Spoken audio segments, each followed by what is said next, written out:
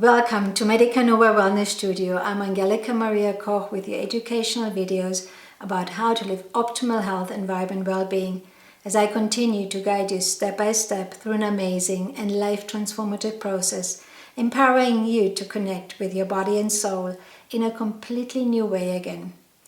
I hope you all recovered from last week's political and worldly changes, and if not, I send you all my blessings.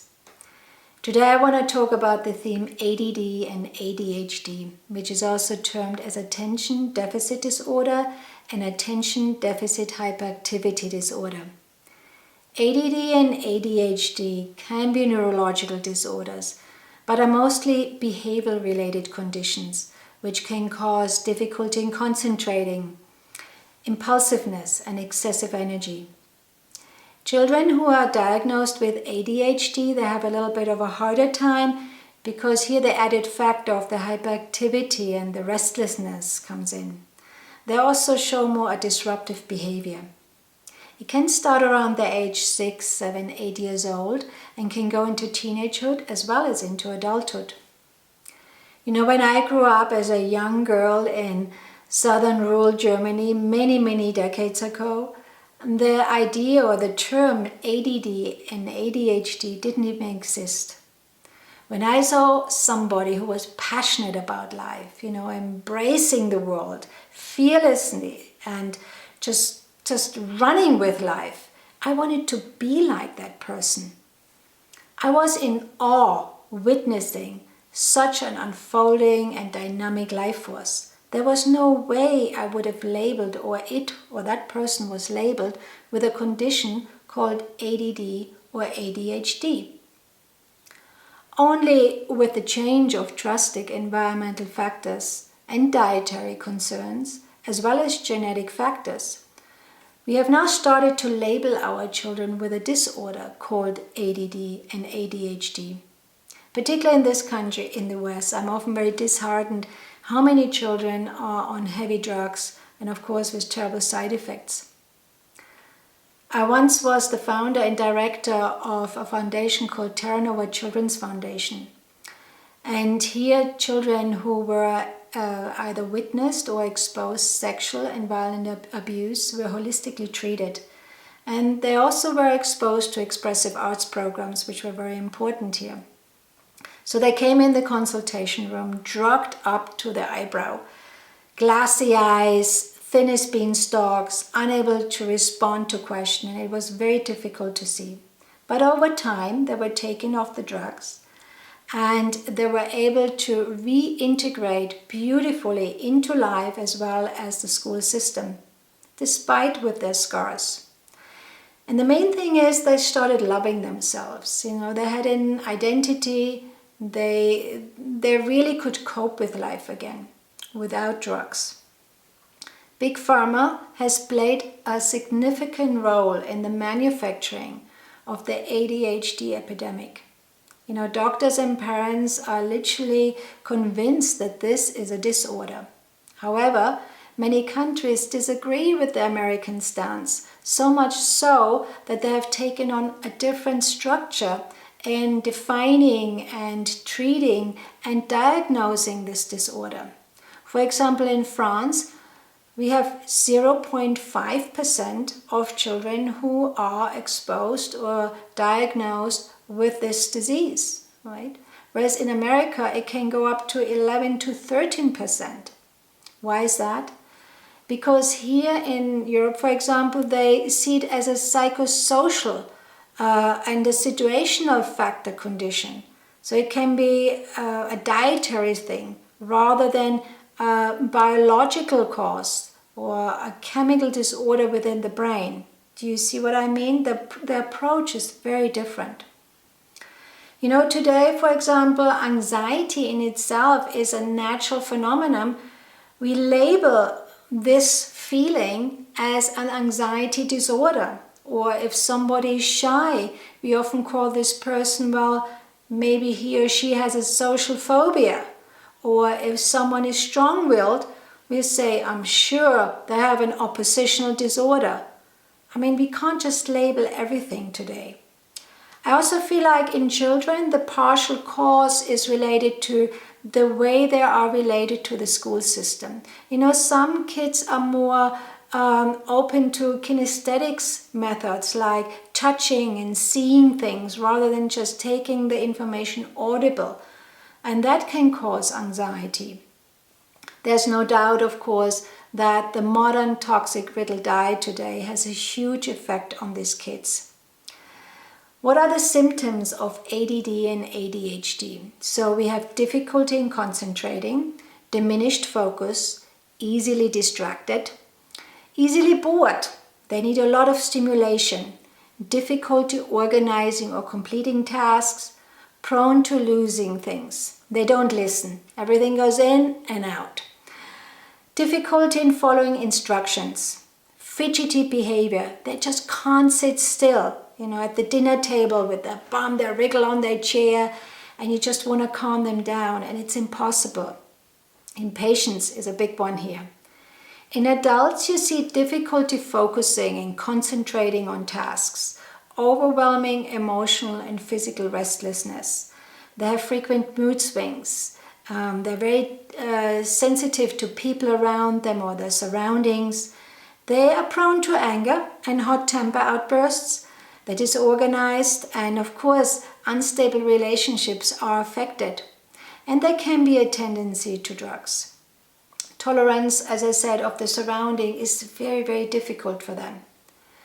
So the most prescribed drugs we have today are called Ritalin and Adderall, which unfortunately have huge side effects. Ritalin is a central nervous system stimulant and can cause horrible things like nervousness, agitation, anxiety, insomnia, vomiting, increased heart rate, increased blood pressure, and we don't want to see that in kids. Adderall is an amphetamine, and with prolonged use, it's very addictive. Here we have, again, same thing, high blood pressure, fast heartbeat, muscle twitching, mood swings, tremors, you know, all not what we really want to see here. So what are the top foods here with ADHD and which actually can make the condition worse? You have to get additive-free and unprocessed food. The sugar has to go. That's the main thing. I mean, they're just so sensitive with their digestive system that anything artificial really affects them. So we have sugar, we have gluten, yes, I've seen it many times. Conventional dairy, because it has a substance called A1 casein, which mimics gluten, and therefore they can react to dairy products.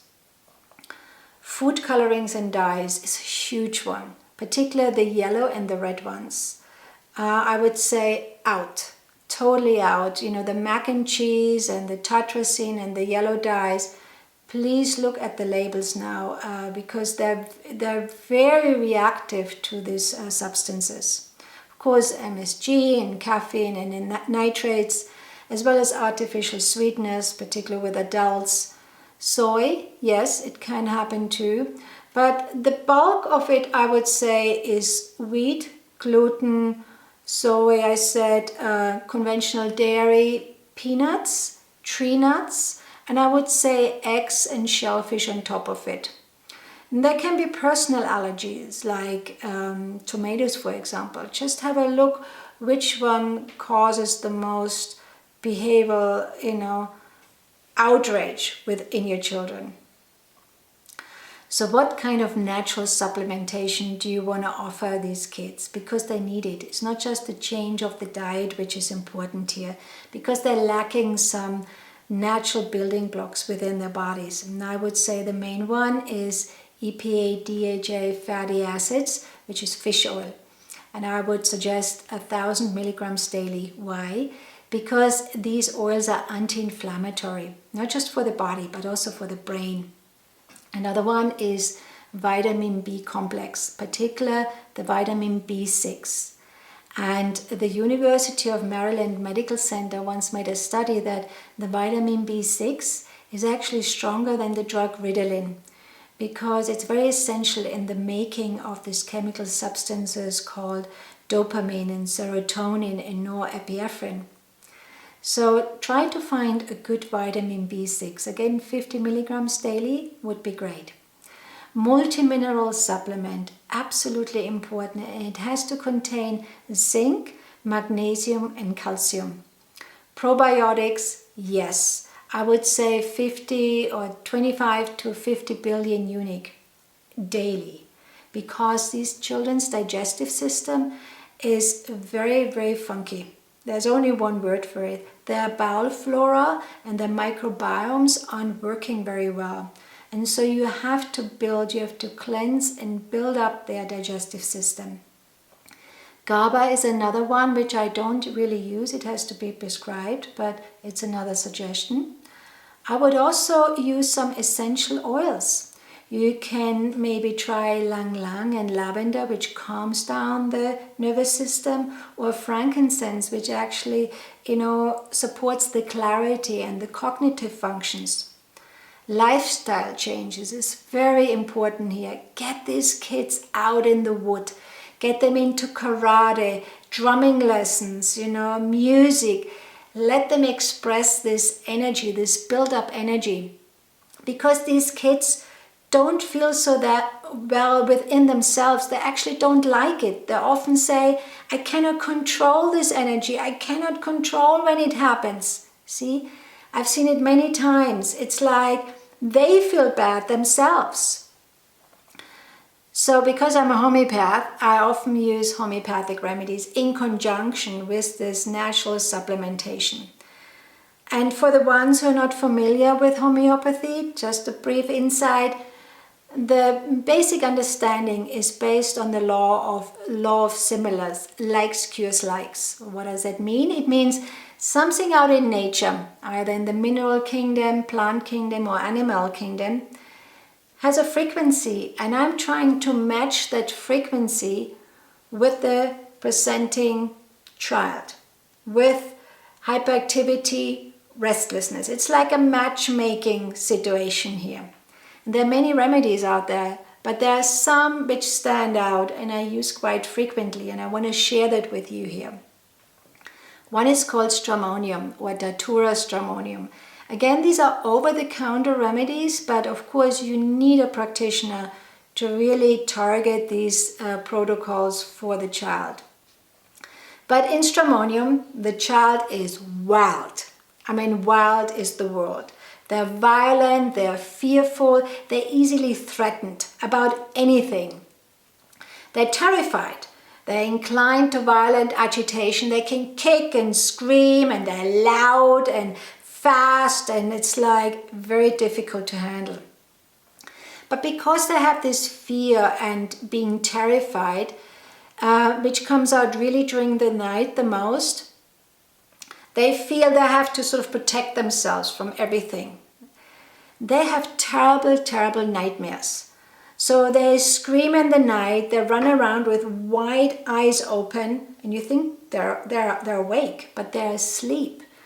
They have night terrors. These night terrors consume them so much that they are not themselves anymore. They also have fear of glistening objects like mirrors and dogs, and particularly if they're bitten by a dog, oh my God, the trauma is really, really strong. So they feel abandoned, of course, so they can be sweet during the day, but during the night they have this terrible, terrible terror and nightmares. They see ghosts, they see spirits, and they can strike, because of this extreme terror. So it's the anxiety is actually a result of feeling terrified.